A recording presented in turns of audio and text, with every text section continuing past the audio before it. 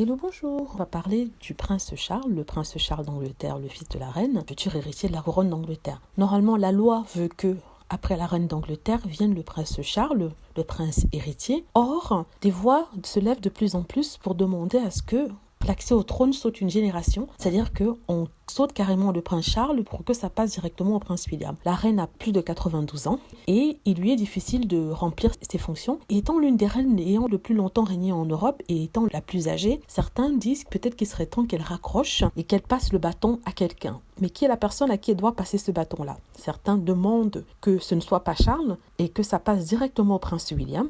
Pourquoi? Parce qu'il trouve que Charles est trop faible, trop mou, trop intellectuel et qu'il s'implique un peu trop dans la politique du pays. C'est-à-dire qu'il parle au ministre de l'écologie, il parle de la pauvreté, ce que d'après certains, un roi ne devrait pas faire. Pourtant, je ne pense pas qu'il y ait un protocole qui interdise ça au futur roi, aux gens de la famille royale. Il y a peut-être un accord de non-implication dans la vie politique, mais ça n'empêche pas que la liberté d'expression qui existe dans ce cadre-là. Mais bon, il y a certains qui disent que voilà, Charles, il est trop mou dans le sens où il ne prend jamais ses décisions, il est trop hésitant, il n'a pas la fermeté soi-disant du prince William et surtout fermeté par rapport au Sussex qui, d'après certains, ne punirait pas sévèrement pour les écarts dont ils sont les responsables. Je ne sais pas de quels écarts dont ils parlent, mais certaines personnes, les détracteurs de Meghan et Harry, trouvent que le prince Charles ne tape pas vraiment du poing quand il s'agit de son fils Harry et de Meghan Markle. Donc ils sont convaincus que Meghan Markle, le prince Harry ont toujours leur titre, ont toujours ce comportement soi-disant parce que le prince Charles fait écran entre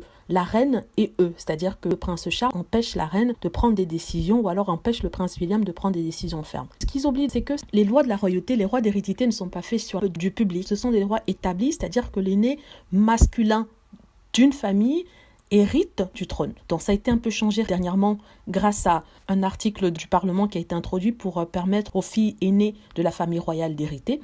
Du coup, Charles est l'héritier désigné. Malheureusement, ces haters qui se plaignent vont devoir accepter le fait que Charles sera le prochain roi, sauf si bien sûr il lui arrive quelque chose et on prie qu'il ne lui arrive pas quelque chose. Et aussi je trouve qu'ils encensent un peu trop le prince William. Ils font du prince William un personnage ferme, un personnage intelligent, un personnage proactif. Pourtant, en fait, c'est toute une image qui a été montée par le palais de Buckingham, aussi par Kensington Palace. On donne cette image-là d'un personnage ferme. Pourtant, il a toujours été dit que le prince William était quelqu'un d'assez erratique, dans le sens où il s'emportait, il était prône à des colères incroyables, et ce n'est pas gage de maturité. Voilà, en tout cas, j'ai vraiment pitié pour le prince Charles. Voilà, j'espère que vous avez aimé la vidéo. N'hésitez pas à cliquer sur like si c'est le cas, à vous abonner pour plus de vidéos et à cliquer sur la petite cloche afin d'être averti lorsque je poste une nouvelle vidéo. Merci.